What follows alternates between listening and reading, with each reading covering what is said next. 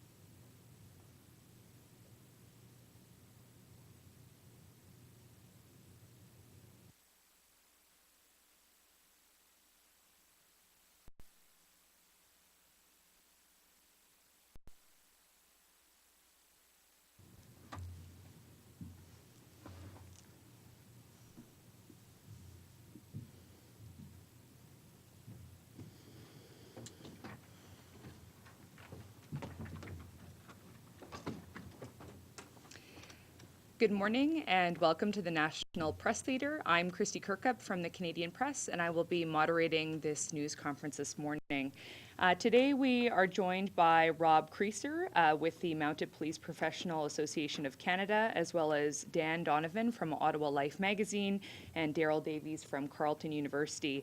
And they will be speaking about new information regarding the Mayerthorpe shootings and subsequent investigations. So I'll turn it over to you.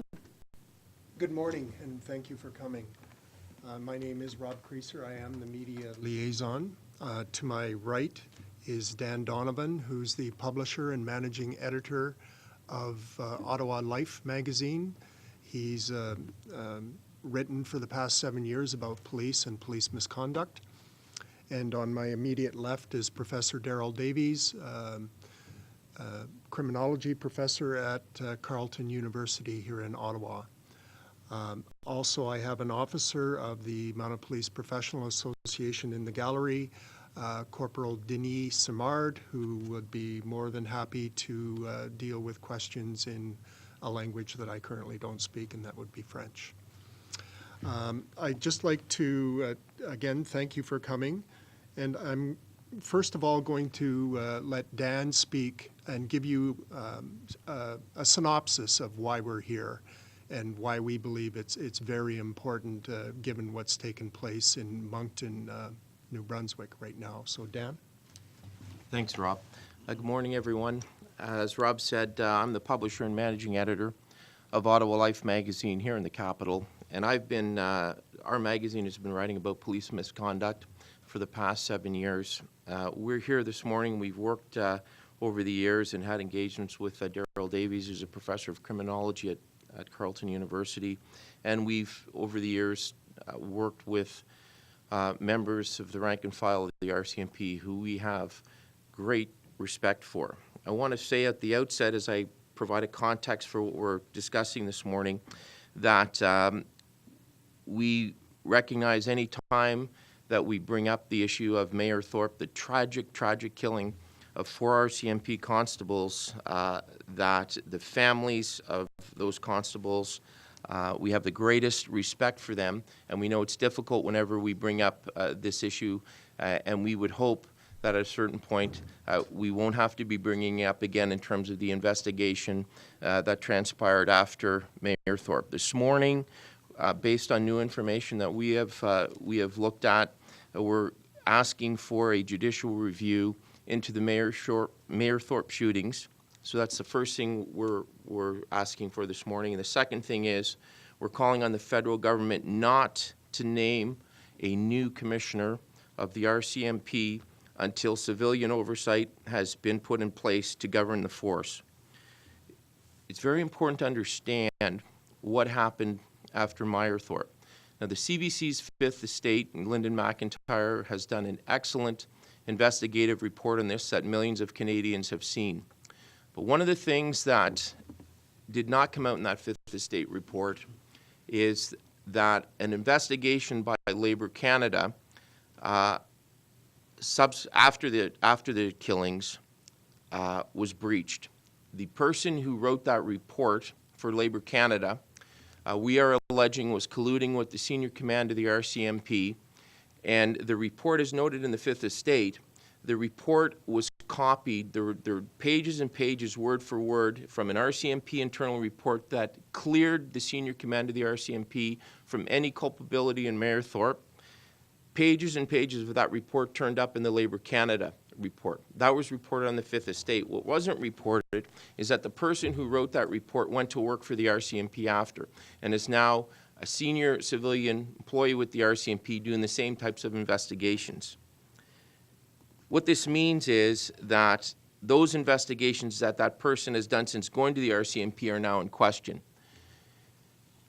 One of the things in Canada that we pride ourselves on is we are a country that's based on peace, order, and good government. And we're a country based on the rule of law, and that the institutions that adjudicate justice in our country are independent. Now, after the shootings in Mayerthorpe, 3 things happened. The first was there were 2 RCMP internal investigations that cleared the senior command of any culpability. The second thing that happened is there was a Labour Board of Canada investigation that was compromised. We are alleging it was compromised. We are alleging that the person that wrote that report was in collusion with the senior command of the RCMP.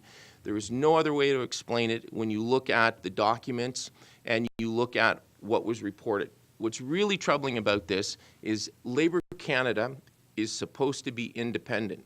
What that means is that someone at Labour Canada, a senior official, certainly at the deputy minister level or the ministerial level, had to sign off on that report. That's very, very troubling and very problematic.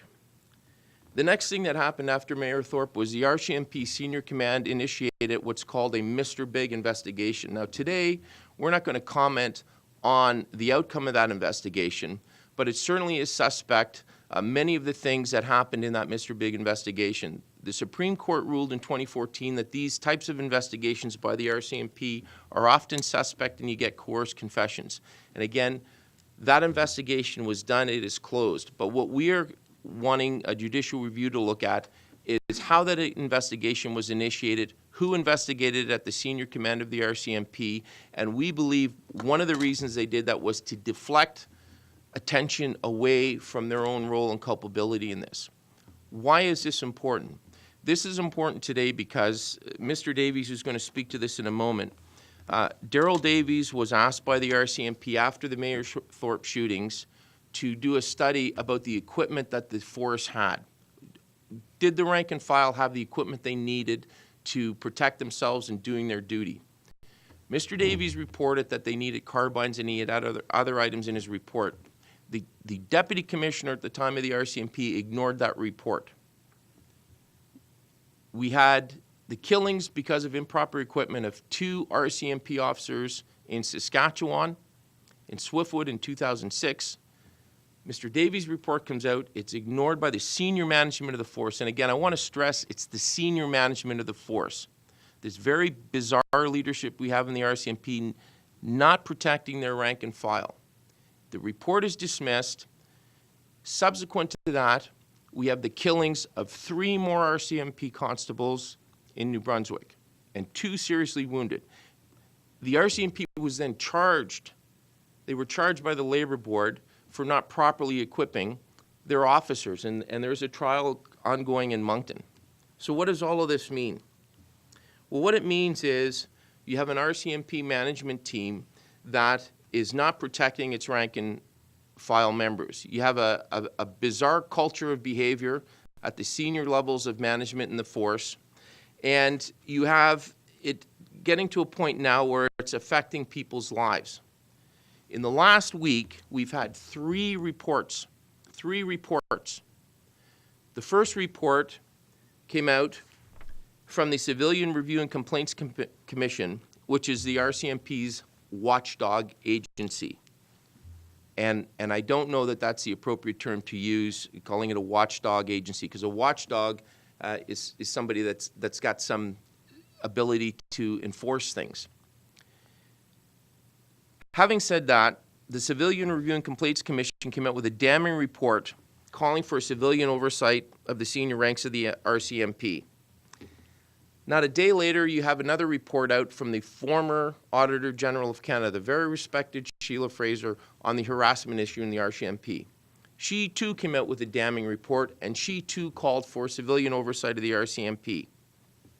A day later, the current Auditor General came out with another report on how the RCMP senior management and the Commissioner treat the rank and file members of the RCMP with regards to mental health and other issues. Another damning report calling for oversight. I would like to quote the Commissioner Ian MacPhail of the Civilian Review and Complaints Commission, who said that if over 15 reports in the past decade and hundreds of recommendations for reform have produced any lessons, it is that the RCMP is not capable of making the necessary systemic changes of its own accord. So once again, like in Mayerthorpe, like in Saskatchewan, like in New Brunswick, you have a commissioner and a senior management leadership team of the RCMP ignoring the facts, coming up with their own facts, and it's quite incredible that they the commissioner just outrightly dismisses the watchdog body that's supposed to govern what he is doing. It's quite incredible. The arrogance is a betrayal to the rank and file, and it's a betrayal to Canadians who count on rank and file RCMP members to keep them safe. But the point is, and I'm going to turn this over to Daryl Davis, the point is this. There's no self-reflection, there's no pause for thought or any consideration that maybe the Commissioner could learn something from what happened in New Brunswick. In Mayerthorpe, we know there was a breach. The evidence is clear there was a breach. The Labour Canada process has been breached, and it must be reviewed by a judicial process. So we can get to the bottom of how an independent Labour Canada review into the deaths of 4 RCMP officers, how such a thing could happen. Before I turn it over to Daryl, I just want to add one other thing. After all of this information has come forward, last week, the Minister of Public Safety and Emergency Preparedness, Ralph Goodale, his response to these reports was, I'm going to study it. I'm going to study it. What I would say to Mr. Goodale, it's very tiring when you're writing about police misconduct and you see the misconduct and it's so clear, and it's never any clearer than at the senior ranks of the RCMP. We have 9 dead Mounties. How is it? How is it with 9 dead Mounties we can have a Minister of Public Safety and Emergency Preparedness say he's going to study it? What has to happen is oversight. The minister would be doing Canada a disservice to name a new commissioner without first having civilian oversight in place. I want to turn it over to Mr. Davies, who's going to talk about the breach at Labour Canada. Darryl. Thank you, Dan. Good morning. RCMP Commissioner Bob Paulson said what happened in Moncton was tragic, but not another Mayerthorpe. He was quoted in the CBC just days after the shootings in Moncton. It is really astounding because the RCMP would like you to believe they know what an adequate report is, what an inadequate report is. And in that particular interview, he talks about the recommendations that came out of Human Resources Skills Development Canada. A report that basically, the RCMP report and the Labour Canada report. The Labour Canada report clearly points out that the same people who prepared the RCMP's internal report participated and assisted in the preparation of Labour Canada's report. My understanding under statute is that Labour Canada is an independent, impartial arm of government that is sent in to investigate whenever an employer breaches or injures the safety and well-being of people in their employ. It's not supposed to hop in bed with that employer. Rather, its function is to conduct a separate and independent investigation. And I ask you how the conclusions, not just in terms of the findings, but the wording, the terminology, is absolutely word for word. Pages are copied in the Labour Canada report from the RCMP report. And I submit to you that it was an absolute sham. It's a whitewash. That's what I'm alleging, and I believe that a judicial review must get to the bottom of this. And that, yet this is the report the RCMP considered to be adequate. There isn't one mention in that report of patrol carbines. Not a mention. The recommendations, hard body armor, and to improve their sidearms, get them sidearms. This is farcical. It's a disgrace. It's ignominious that we have a system like this. So the Labour Canada report that exculpates the RCMP completely, then we find out the principal investigator has been hired by the RCMP. These are issues that should have been addressed at that time. Because in my opinion, it's disturbing to think that we rely on different levels of government to discharge their duties under the law and to do it in a country so we can have faith and confidence in the institutions that we trust to do that job, whether it's the RCMP protecting the rank and file and providing safety to Canadians, or it's dealing with Labour Canada. And I submit to you, and again, I can't be, I'm not going to prophesy that this would have been the outcome. No one has that ability to prognosticate tragedies in this world. But I can tell you, had there been charges laid in Mayerthorpe under the Criminal Code of Canada for negligence against the RCMP and charges under the Labour Act, there's a good possibility that 2 Mounties in Spiritwood, Saskatchewan would be alive today. There's a good possibility that the RCMP officers in Moncton would be alive today.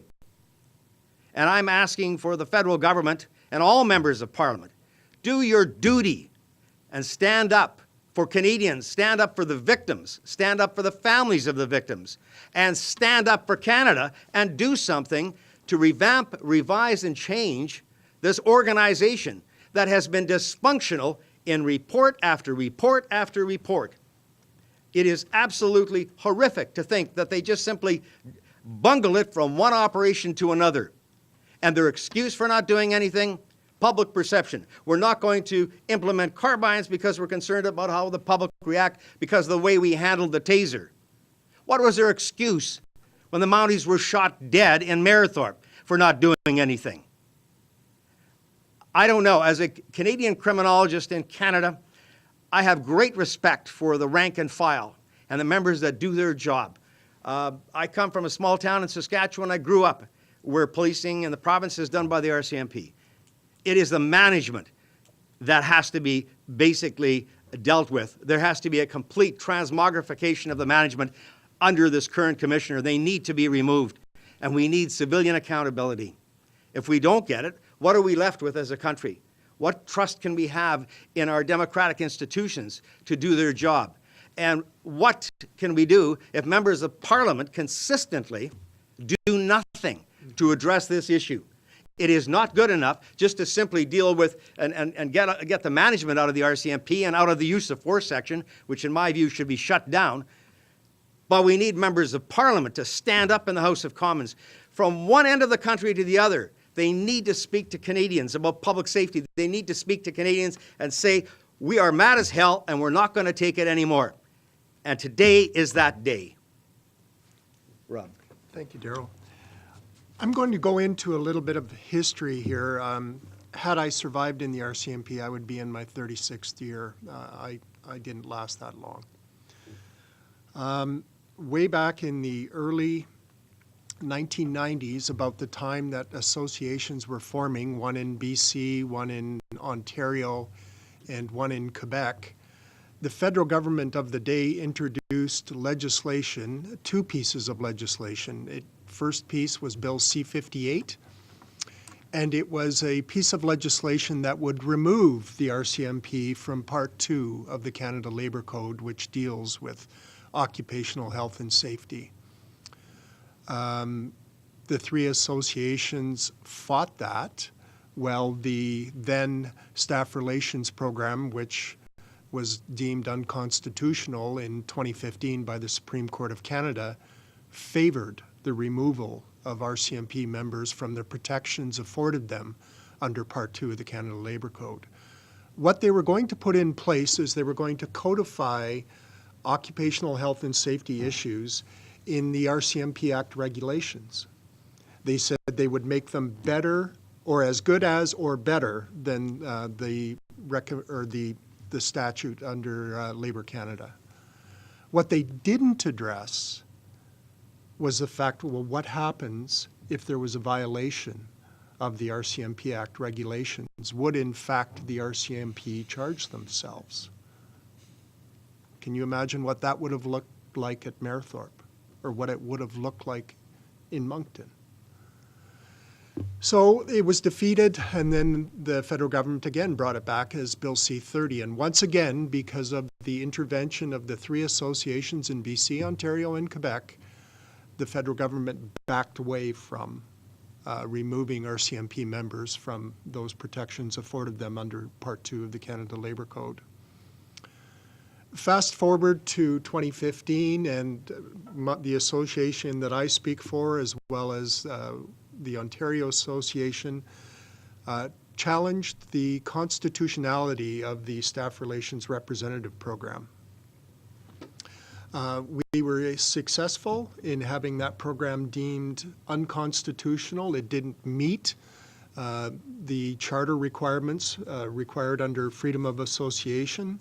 RCMP members had no choice into what system of labor relations they wanted, and that system is no more today.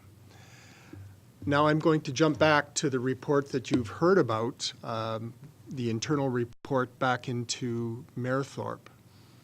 One of the lead people on that was a staff relations representative member. The Supreme Court said that the staff relations representative program was simply an arm of management. And I think that's important to note, given that a staff relations representative was involved in the internal hazardous occurrence investigation team that looked into the Mayerthorpe tragedy. It's also interesting because I've looked at both internal RCMP reports as well as the Labour Canada report, and the recommendations that they made, many of them today still have not been implemented. And I'll point out that in one case, they talked about radio coverage. Portable radio coverage in Alberta is horrible. There's so many dead zones where radios don't work and members can't communicate with one another. And sadly, Constable David Wynn in St. Albert, Alberta, lost his life in a casino there because his portable radio didn't work. He couldn't communicate. And that was one of the recommendations that they made way back in shortly after Mayerthorpe, is to improve portable radio communication. Still hasn't happened.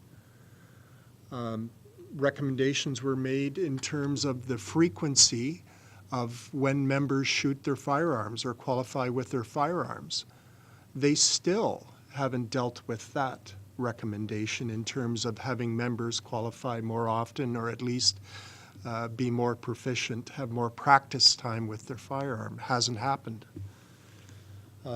There was recommendations about incorporating a rifle plate into our soft body armor so that I think the study had previously indicated that the last 7 deaths of RCMP members prior to Mayerthorpe had involved long-barreled weapons, and that the body armor that members currently wear on their day-to-day duties does not have the ability to stop that kind of round.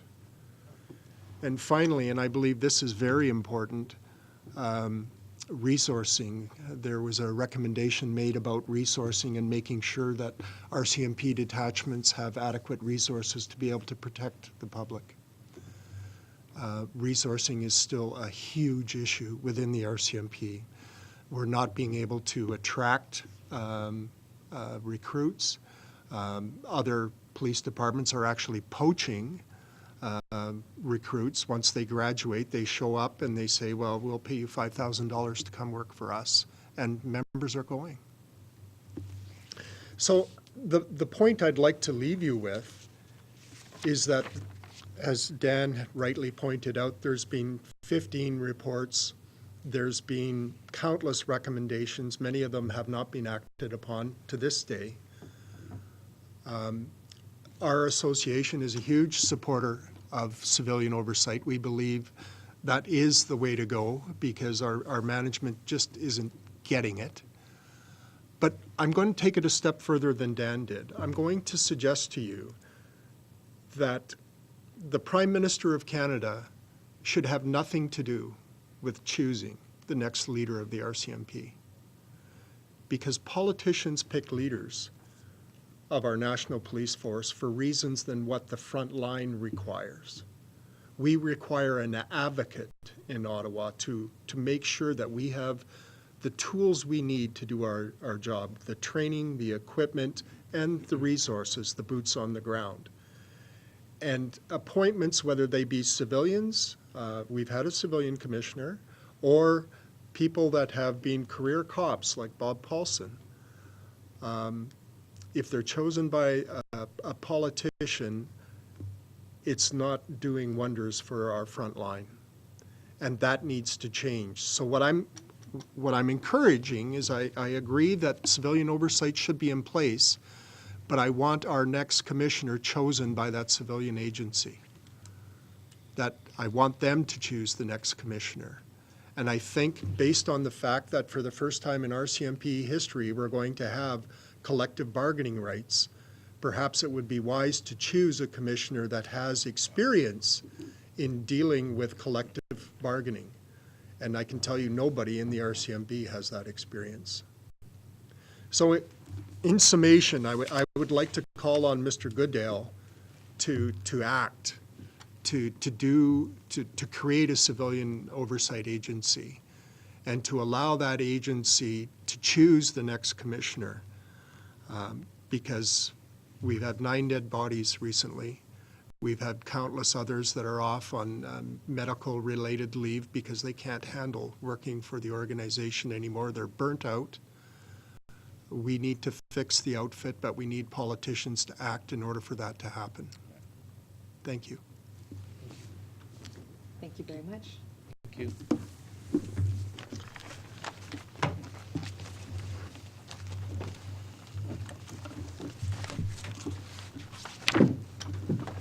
Go ahead, Darryl. Yeah.